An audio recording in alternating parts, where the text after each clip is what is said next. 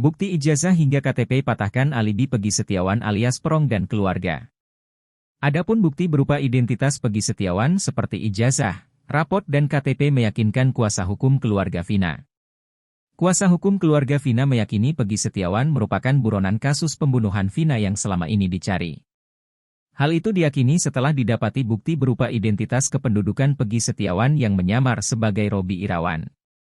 Jadi rilis Polda tadi sudah ditunjukkan beberapa bukti bahwa Peggy yang dihadirkan, alias Perong, alias Robi Irawan itu memang sudah mengganti identitas, ujar salah satu kuasa hukum keluarga Vina, Dewi Intan dilansir tribun-medan.com dari kompas.com, Senin, 27 Mei 2024.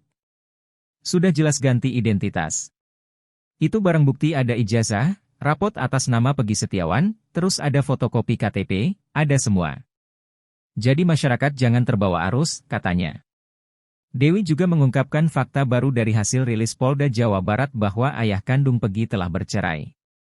Kepada warga, sang ayah mengaku bahwa Peggy adalah keponakannya, sebaliknya pula dengan Peggy. Menurut Dewi, pernyataan Peggy yang menyebut bahwa dirinya tidak bersalah dalam kasus ini hanya sebatas pembelaan saja. Ia meminta masyarakat tak terpengaruh.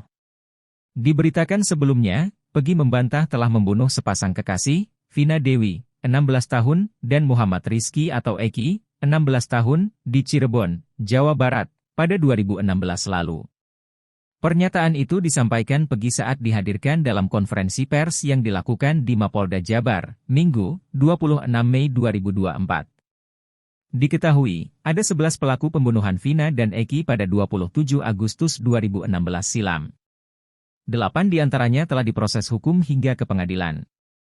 3 pelaku lain termasuk Peggy sempat menjadi buron selama 8 tahun sebelum akhirnya Peggy ditangkap, sedangkan 2 lainnya dihapus dari daftar pencarian orang, DPO.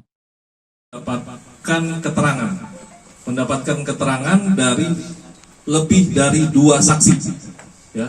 Lebih dari 2 saksi yang menyatakan bahwa tersangka PS berada di lokasi pada saat kejadian. Jadi kita bukan mereka berdasarkan asumsi.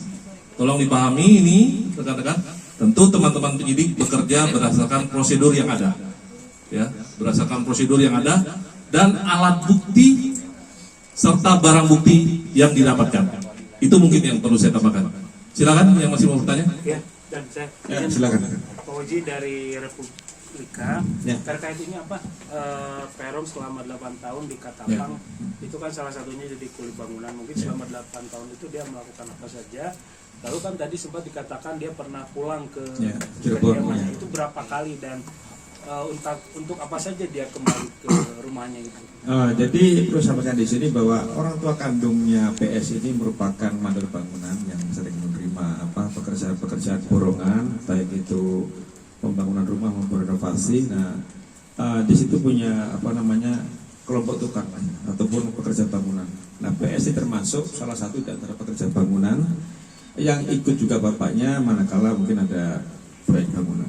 Dan perlu keterangan juga dari teman-temannya di sana bahwa PS memang sering keluar kampung, dalam artian dia bekerja sebagai tukang bangunan. Dia memang jarang pulang ke rumah. Selama pelariannya dia pernah tahun 2019 balik ke Cirebon, kemudian balik lagi bekerja, kemudian balik ke Cirebon lagi, begitu terus. Karena memang dia sering mencari pekerjaan di luar kampung halamannya sebagai pegawai buruh bangunan. Download Tribun X sekarang, menghadirkan lokal menjadi Indonesia.